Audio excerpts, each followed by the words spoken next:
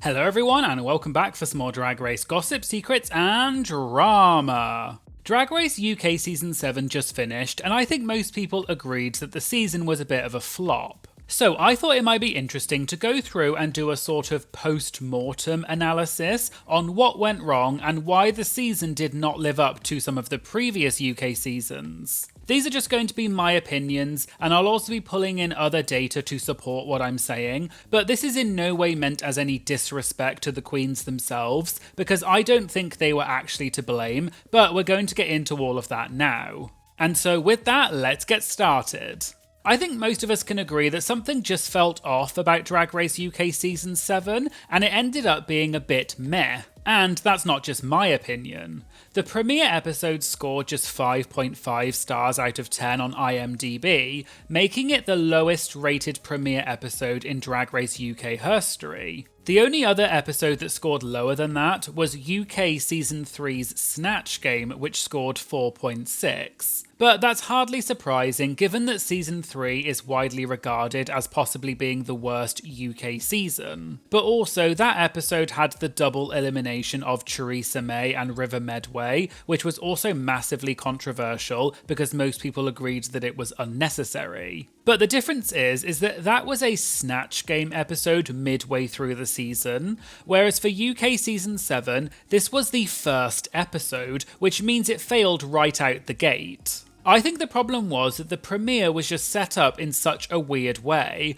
I appreciated that they were trying to do something different with the pink carpet challenge where the queens got interviewed by Drag Race alums. But the challenge basically just became who can come up with the funniest one-liner during an awkward exchange. Even the other alums were a bit awkward at times, but at least some of them brought the jokes because otherwise that whole thing would have been unwatchable. But to be clear, I don't blame the queens for that, I just think it was a badly conceived challenge. Then, later in the episode, they introduced the whole lucky cow twist, which meant that Pasty was safe and no one got eliminated, but it just felt like a total waste of time and meant that there were zero stakes or storylines in the episode. RuPaul may as well have just made the bottom two lip sync and then revealed that no one is going home this week because it's the first episode, and that would have been a better gag than the lucky cow. But that was just the premiere episode. I think the biggest issue that the season suffered with overall was the casting. If we look at the cast list on Wikipedia, the queens range from ages 22 to 32,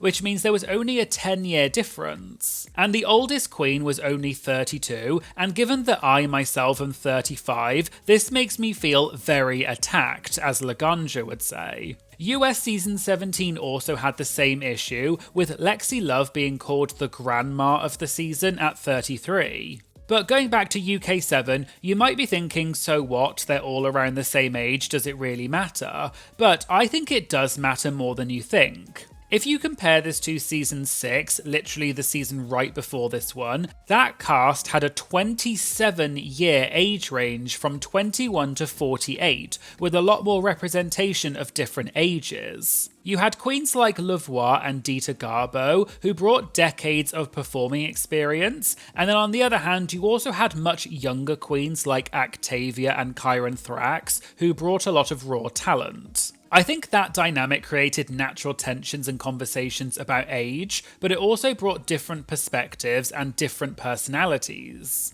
It's a bit like on the US Season 7, when age became quite a big topic because of the so-called bitter old lady brigade versus the younger queens. I agree, however, that age doesn't have to mean everything. For example, if we look at UK Season 2, which is often regarded as one of the best seasons of Drag Race ever, the age range of the queens is not actually that big. However, what I think Season 2 did well was that they casted a wide range of queens with different personalities, and that's what brought the drama and the intrigue rather than their ages. You had campy comedy queens like Lawrence Chaney, but you also had fashion queens like Ahura, who brought the looks but also a sharp tongue. Then you had lovable queens like Bimini, who had more of a punk edge, and then Tace was the lip sync assassin. Whereas on UK Season 7, everyone just felt a little bit similar.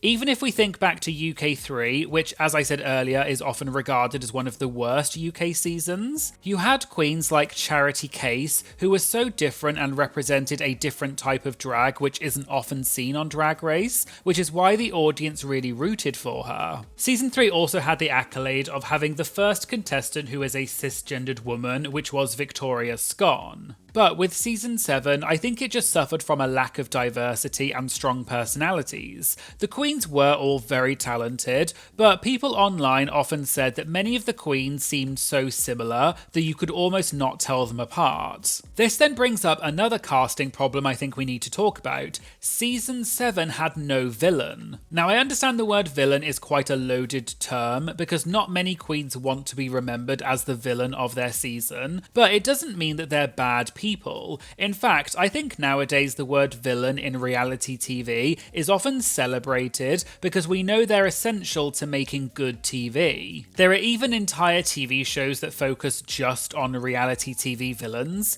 such as House of Villains, which Candy Muse and Plain Jane are on. The reason you need a villain is because there needs to be someone who creates the essential friction that drives the narrative. If we think about other UK seasons, on Season 2 you had Ahura who never really held back on her opinions, and she had friction with several queens. On Season 1 you had the feud between Davina De Campo and the late great The Vivian, which created the iconic red wig and a silver dress moment. A red wig and a silver dress?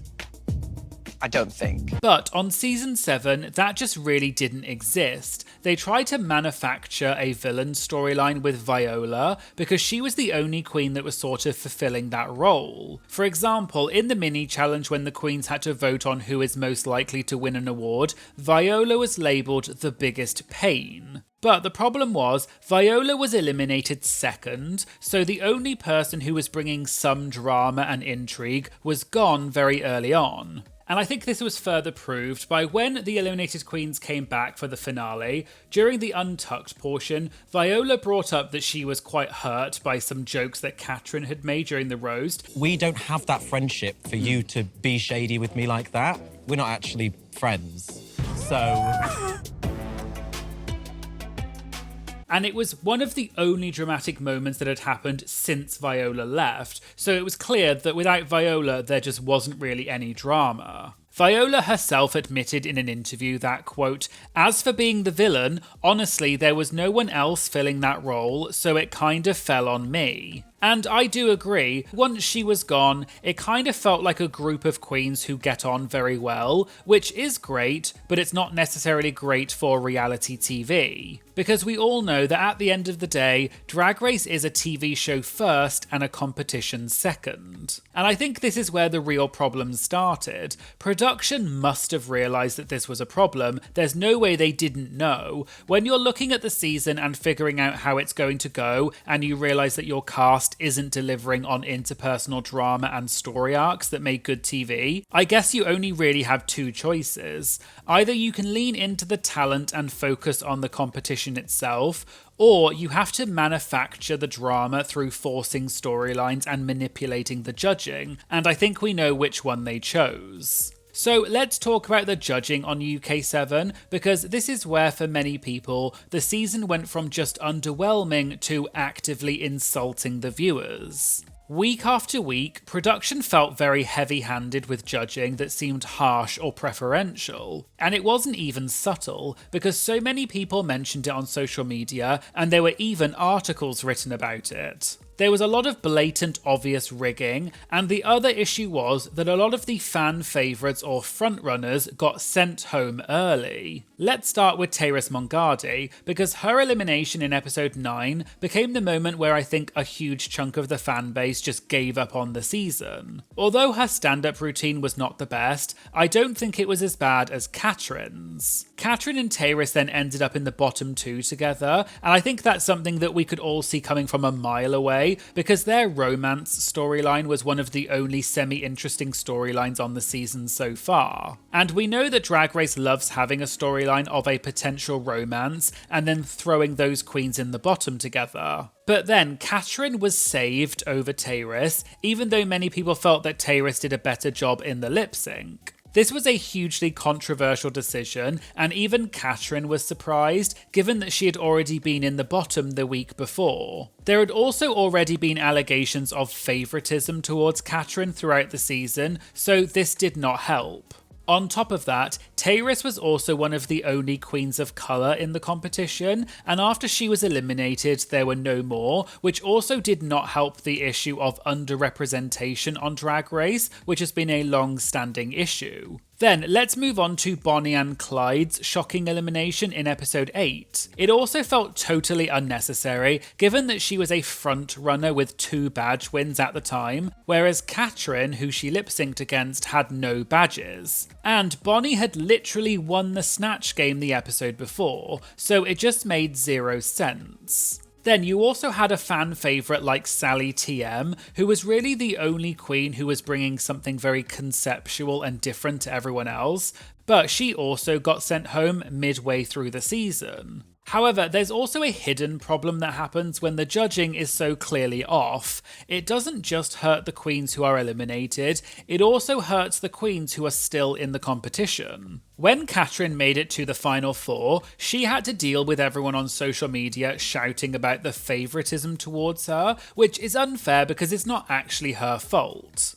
Then, when Bones won, people questioned whether she truly earned it, or whether production just handed her the win, because that had been a popular theory since the start of the season. Chaiti Grande, who won Miss Congeniality, even tweeted saying that the queens are aware that the season is not everyone's favourite, but please remember that the queens worked really hard, and the queens are real people with real emotions, so it's not nice to send them hate. We also need to talk about another issue, which is the RuPaul problem, because it's been going on for 7 seasons and I think it's become more obvious than ever. RuPaul, and to a lesser extent Michelle Visage, have a lack of British cultural knowledge, and it creates a dynamic where the contestants have to be both British enough to represent the UK, but also American enough for RuPaul to understand their humour. For example, in the first episode during the pink carpet story, when Select's Addiction talked about following through, RuPaul had no idea what that meant and even stopped her to get her to explain it. And by the way, for those of you who don't know, follow through is slang for when you fart but then poop. And I can see that maybe RuPaul was trying to make Drag Race UK more accessible to international audiences, which may be a good thing for overall viewership figures. But I think the lack of cultural knowledge can really hinder the queens during challenges like Snatch Game, because if RuPaul doesn't know the person and therefore doesn't laugh, no one laughs. For example, RuPaul did not know what a Jaffa cake was, so when Catherine mentioned it during the Snatch Game, RuPaul only laughed because Catherine had explained it earlier in the workroom. Whereas I think if a British person was hosting the show, they definitely would have got the reference. So it ends up making the UK queens change the very essence of their drag because they feel like they need to appeal to what RuPaul would find funny. Let's now talk about one of the other big issues with UK7, which was that I just think there were no standout moments. If we think back, season 1 was the first UK season, so it had the advantage of being fresh and unique. It also had moments like the Vivian's Donald Trump interacting with Bag of Chips' Margaret Thatcher, as well as the song Break Up Bye Bye.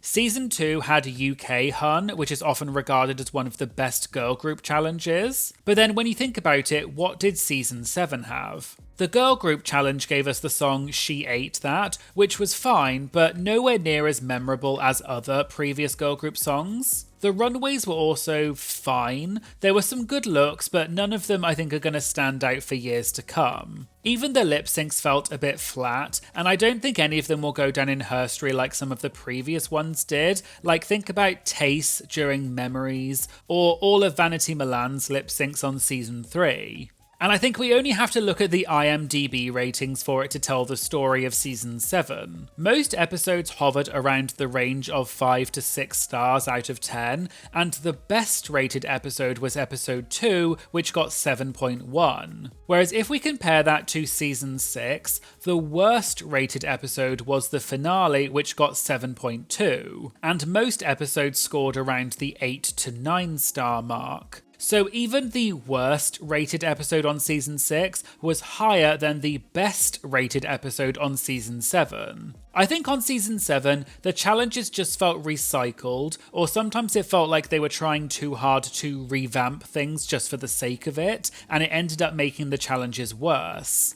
The workroom conversations also sometimes just felt a bit forced. The confessionals and the conversations felt like the producers were prompting the queens to create drama that didn't exist naturally, so everything ended up feeling manufactured or just a bit bland. So in conclusion, I think what's become clear is that season 7 was a flop, but I don't think it's necessarily the queen's fault. In my opinion, Drag Race needs to do a better job of casting different types of queens in the future and having a mix of different personalities, ages and ethnicities to truly represent the drag scene in the UK. And the most frustrating part is, clearly the franchise does have massive potential, with seasons like 1, 2 and 6 proving that UK Drag Race can be massively successful. But I think with season 7, they just completely missed the mark, and I do feel sorry for the queens who have kind of suffered the consequences of this. And so I hope the production team looks at this season and does learn something from it. I also hope that this video doesn't just come across as me hating on season 7. I did really enjoy the queens, and I think there are some amazing talented queens on the season. I just think that they were done kind of dirty this season, and I really do hope that the show makes improvements for the future. But let me know in the comments what you think. Why do you think that season 7 failed? And if you could change one thing about the season, what would it be? And as I always say in my videos, please do not use this as an excuse to send hate to any of the queens. Just consume this type of content passively, and remember that the queens are real people, so please treat them with respect. If you'd like to get exclusive content, personalised videos, early access, as well as many other amazing benefits, please consider joining my Patreon. It's a cheap and easy way to support my channel, and it does make a huge difference. And if you're interested, I'll leave a link to my Patreon in the description. I'd also like to take an opportunity to say thank you so much to all of my incredible Patreon members. I love this community so much, and I'm beyond grateful for all of your support. You really do make a massive difference to my channel, so thank you all so much.